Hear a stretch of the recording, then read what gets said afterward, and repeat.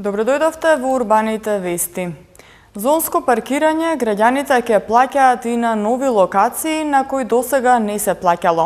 Со оваа вест ги започнуваме вестите на Прва Скопска. Останете со нас. Ќе се плаќа зонско паркирање и во автокоманда Карпош и Киселавода. Се намалуваат средствата за субвенции за велосипеди од град Скопје. Се подготвуваат живеалишта за новите животни во зоолошката градина. Голема летна акција за собирање на електричен и електронски отпад во општина Ѓорче Петров. Автокоманда Киселавода и Карпош се следните локации на кои ќе се воведува зонско паркирање, а кај клинички центар ќе се гради монтажна гаража со која ќе се овозможат дополнителни 250 паркинг места. Исто така, јавното предпријатие Градски паркинг ќе ги санкционира корисниците на паркинг услугите кои нема да ја почитуваат хоризонталната и вертикална сигнализација. Според годишниот извештај на јавното предпријатие Градски паркинг, зонско паркирање се предвидува во општините Газибаба, Киселавода и Карпош, и тоа е една улица во автокоманда, 4 улици во Киселавода и 3 улици во Карпош 1 и во Карпош 3. Порталите веќе ги објавија и улиците на кои ќе има зонско. Во автокоманда на улицата Индустријска ќе биде зона Д20 и за 304 паркинг места веќе е изготвено сообраќајно решение.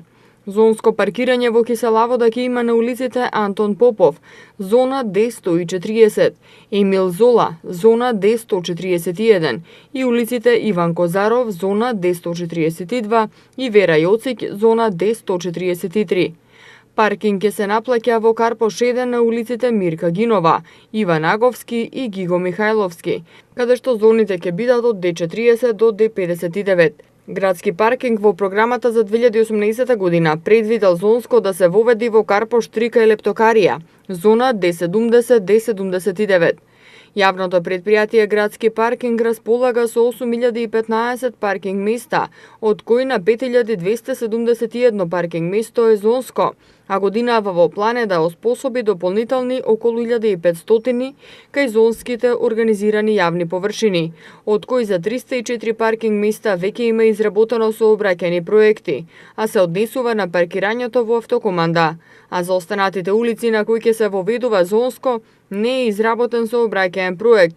Предпријатието не може да даде точен број на паркинг места кои би биле ставени во употреба во текот на 2018 година. Со оглед на фактот дека јавното паркиралиште при клиничкиот центар Мајка Тереза е исклучително оптеретен, се планира изградба на монтажна катна гаража со која ќе се зголеми капацитетот на паркингот за дополнителни 250 паркинг места.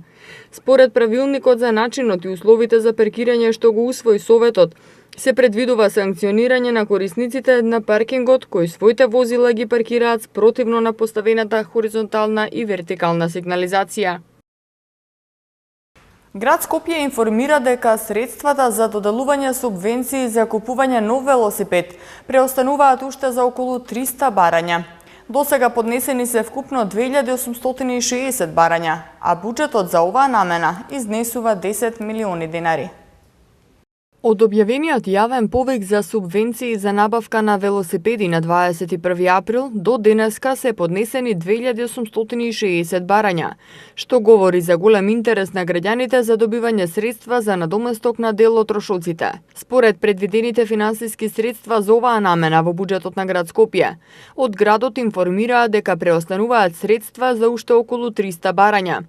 Средствата што градот Скопје ќе ги субвенционира се во износ од 50% од вредноста на велосипедот, но не повеќе од 3000 денари по лице, со вклучен персонален данок на доход, како и 50% од вредноста на адаптираниот велосипед за лица со телесна инвалидност, но не повеќе од 90.000 денари по лице, со вклучен персонален данок на доход. За субвенционирање на граѓаните за набавка на велосипеди во буџетот на град Скопје за 2018 година се предвидени 10 милиони денари, од кои 9 милиони денари се предвидени за субвенции за велосипеди, додека 1 милион денари за адаптирани велосипеди за лица со телесна инвалидност. Јавниот повик се реализира по принципот прв дојден, прв услужен.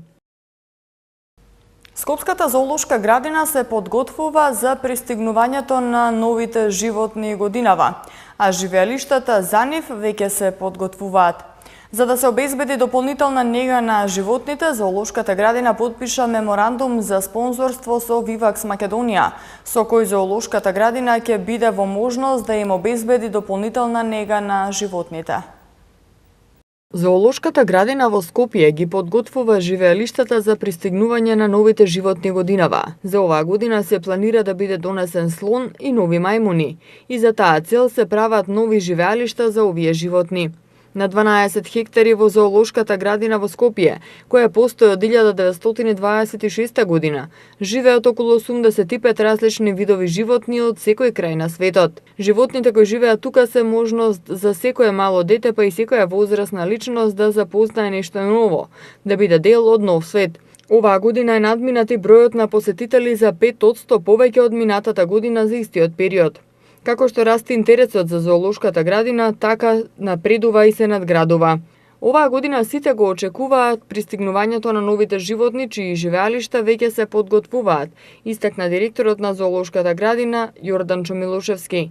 За да се обезбеди дополнителна нега за животните, Зоолошката градина подпиша меморандум за спонзорство со Vivax Македонија, со кој Зоолошката градина ќе биде во можност да им обезбеди дополнителна нега на животните.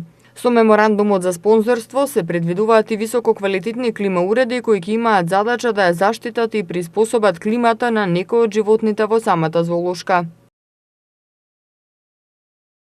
Започна големата летна акција за бесплатно собирање на електричен и електронски отпад од домовите на граѓаните на територија на општина Ѓорче Петров. Со ова, како што најави градоначалникот Александар Наумовски, ќе се реши проблемот со фрлање на габаритниот отпад до контењерите. Започнува големата акција за бесплатно собирање електронски и електричен отпад од домовите на граѓаните во општина Ѓорче Петров, во соработка со Друштвото за управување со отпад Нула отпад. Почнувајќи од денеска, жителите на Ѓорче ќе имаат можност со вртење на телефонскиот број 070 236 000 да пријават за бесплатно од прагот на домот да им биде преземен габаритен уред како шпорет, термопечка или пак фрижидер кој не им е потребен. По истиот принцип, граѓаните може да пријават габаритен отпад и во најблиската урбана или местна заедница во Ѓорче Петров или во Нула отпад на телефонскиот број 02 3256 309. Градоначалникот Александар Наумовски на почетокот од акцијата рече дека оваа акција ќе биде од големо значење за жителите со тоа што ќе се реши проблемот со фрлање на габаритен отпад до контејнерите. Продолжуваме да работиме во интерес на нашите граѓани и се надевам дека оваа акција ќе им биде од големо значење со тоа што очекуваме да се намали габаритниот отпад кој досега се фрла во близина на контејнерите и на неозначени места и тоа предизвикува проблем за нашите служби и ствара револт кај другите граѓани кои што дисциплинирано тоа го прават. Во рамки на акцијата пред трговскиот центар СП Планет во Ѓорче Петров веќе е поставен контејнер кој исто така служи како место за оставање електричен и електронски отпад за оние граѓани кои истиот може да го транспортираат до контејнерот. Тоа се трудиме да се доближиме се поблиску до граѓаните и да почнеме да ги собираме електронските уреди кои што не се веќе во функција, да ги собереме бесплатно од нивните домови. Секој дневно имаме најмалце по 20 јавувања од граѓани кои што сакаат да се ослободат. Нормално се трудиме да го прошириме таа објава за да стигне гласот до сите. Инаку вакви контејнери за електричен и електронски отпад досега се поставени и во општините Газибаба, Аеродром, Центар, Карпош и Чаир. Љубителите на филмот ќе имаат можност за едно поинакво филмско доживување. На 6 јуни во градскиот парк ќе има кино на отворено, каде што бесплатно ќе биде прикажан македонскиот филм Исцелител. Град Скопје, Кино Милениум и Младинскиот културен центар ве канат на едно поинакво филмско доживување во градскиот парк. Станува збор за бесплатна проекција на македонскиот филм Исцелител, кој ќе биде прикажан на 6 јуни во 22 часот. Филмот зборува за млад механичар, кој немајки пари да купи лекови за својот татко, подготвува колач направен од украдена марихуана за да му ги ублажи болките од рак. Меѓутоа, младото момче е притиснато од криминалците кои си ја бараат другата назад и соседите душкала кои во него гледаат нова надеж и исцелител. Режијата е на Ѓорче Ставревски, а главните улоги ги толкуваат Благој Веселинов, Атана Становски, Аксел Мехмет, Александар Микич и други. Филмот Исцелител е еден од најуспешните македонски филмови кој најде на одлични критики во македонската и меѓународната јавност, а доби и неколку филмски награди. Нови градинки, реновирање на постоечките, унапредување на наставните програми и обуки на кадрите, како и изголемување на персоналот во градинките и изголемување на платите на вработените, се планираат да се реализираат со средства од Светска банка, а планирани се и блок дотации за детските градинки.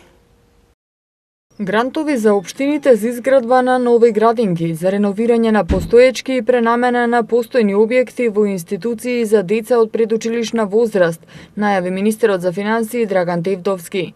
Станува збор за проект во износ од 33,4 милиони долари, кој Светска банка изрази интерес да го финансира. Освен за изградба и реконструкција на градинки, парите од заемот од Светска банка би се користели за подобрување на квалитетот на услугите во предучилишните установи, унапредување на наставните програми и обуки на кадрите. Исто така ќе се доделуваат грантови и за други социјални услуги на локално ниво. Во годинашниот буџет има определено значително повеќе средства за блок дотации за детски градинки, или околу 1,6 милиарди денари. Предвидени се и средства за 200 нови вработувања во градинките, како и за зголемување на платите на вработените за 5%, почнувајќи од септември годинава. Во буџетот за 2018 година има 58 милиони денари за изградба и опремување на детски градинки и објекти за социјална заштита. Општина Ѓорче Петров промовираше нов кошаркарски клуб кој ќе се надпреварува во третата кошаркарска лига.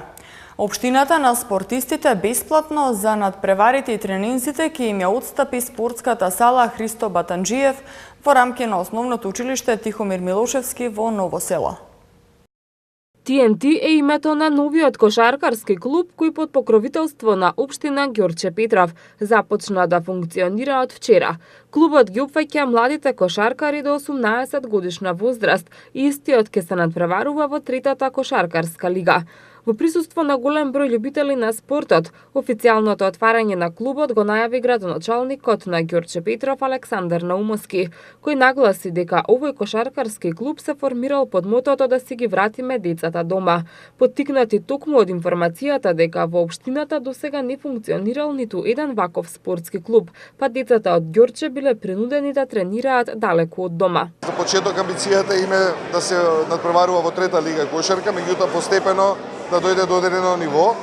Инаку мене ме радува фактот што родителите нивното мото фактички да си ги собереме децата дома, што за мене ми е многу драго што нашите ѓорчевски деца кои што играат во другите клубови ќе можат сами да се промовираат и општината и да се бидат дома во својата општина. Според зборовите на Наумовски, општината на младите спортисти ќе им помогне при обезбедување сала за одржување на тренинзи и надпревари, како и со дополнителна парична помош. Ова е фактички наш автохтонен клуб кој што ќе почне да делува. Ја посакувам многу среќа, ќе има отворена врата и силна поддршка во општината, ќе бидат навистина, општината ќе биде партнер во нивното работење понатаму. Во дело на инфраструктура ќе бидат ослободени на некој начин, бидејќи навистина има желба да се надпреваруваат во лигите кошаркарски. Во дело на сала, каде што ќе бидат надпреварите, се планира да биде тоа салата во Ново село, во основното училиште Тихомир Милошевски, која што има услови за тоа, со семафор, со грејење, со соодветни содржини, со облекувални тоалети за туширање и така натаму. Меѓутоа, понатаму дополнително ќе гледаме да обезбедиме соодветни финансиски средства во зависност од нивната програма и нивниот постепен развој. Подпредседателот на клубот Вања Наумовски информираше дека предстојниот летен период ќе го искористат за селекција на кошаркари од генерацијата 2000 година, како и за обука на деца од предучилишна и училишна возраст. Иако клубот е од машка конкуренција, тренинзите ќе бидат отворени и за девојчиња, а доколку се појави голем интерес, отворена е можноста за формирање и на женски кошаркарски клуб, додаде Наумовски. За понатаму сакаме да воведеме обука и на мали дечиња кои што би биле на возраст од предшколска возраст дури школската возраст. Тоа се главни цели. И организираме поготово лето, тоа ќе ни бидат како припреми во кои што треба да се организираме, да има селекциони тренинзи во кои што ќе учествуваат врвни тренери, каде што ќе одлучат кои деца ќе бидат во првиот состав, кои деца ќе играат, кои деца ќе тренираат напорно за да стигнат до тој прв состав и да се формира главната слика на клубот со главните играчи кои што треба да бидат таму. Како дел од платформата за корпоративна општествена одговорност Евролинк, ваша врска со вистинските вредности, компанијата Евролинк организираше бесплатна еднодневна екскурзија во која 150 учесници го посетија Галичник, како дел од туристичката прошетка Мапа на културата.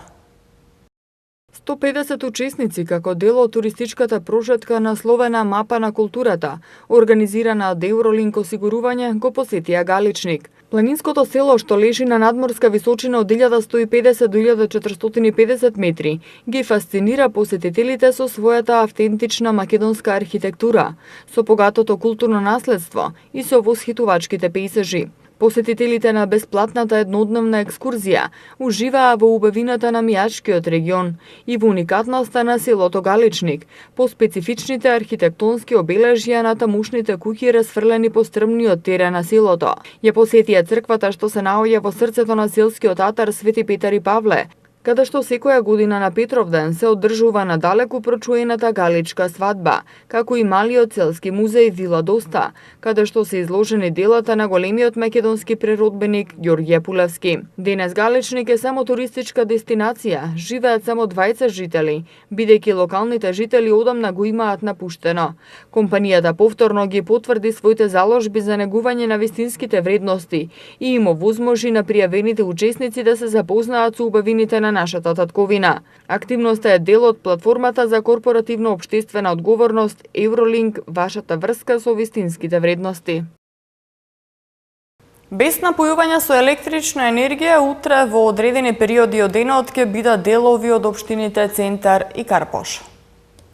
Поради изведување технички зафати во дистрибутивната електромрежа, без електрична енергија ќе бидат делови од општините Центар и Карпош. Без струја во период од 5 часот до 8 часот и 30 минути ќе бидат корисниците од улица Македонија. Објектите со број 19, 20, 23, 25, 37, 41 и околните објекти во општина Центар. Во периодот од 9 до 12 часот и 30 минути пак прекин во снабдувањето со електрична енергија ќе имаат корисниците од селото Бардовци од улицата со број 2 во општина Карпош. Утре во предпладневните часови ќе биде сончево, а попладне нестабилно, особено во планинските региони.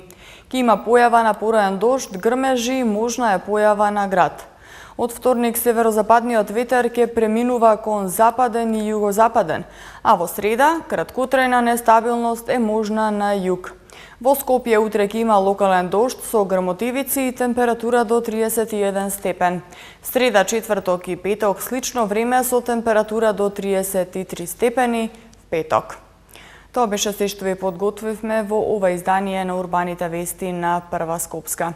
Ви благодариме на вниманието и не заборавајте да не следите на нашата веб страна, на Facebook фан страната и YouTube каналот.